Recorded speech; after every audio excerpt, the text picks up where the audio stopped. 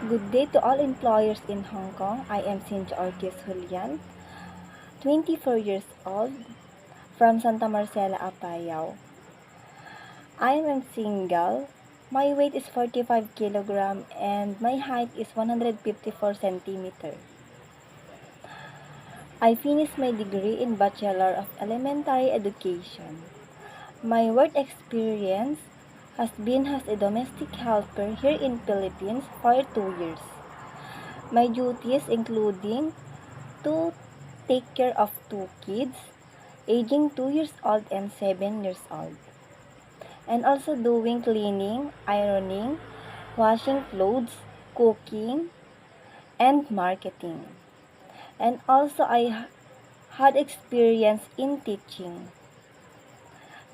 for 2 years during my internship at the elementary level.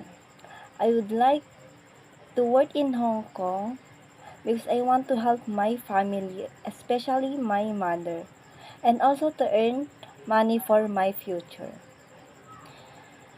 Before I end this video, I would like to dedicate a song entitled Rain, Rain, Go Away. Rain, rain, go away, come again another day. Little children want to play. Rain, rain, go away. Thank you and I hope you like it. To my future employers, I promise to do all my duties and all my responsibilities. I assure you that you'll never regret to hire me.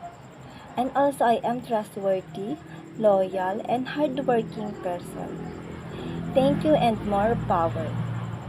God bless.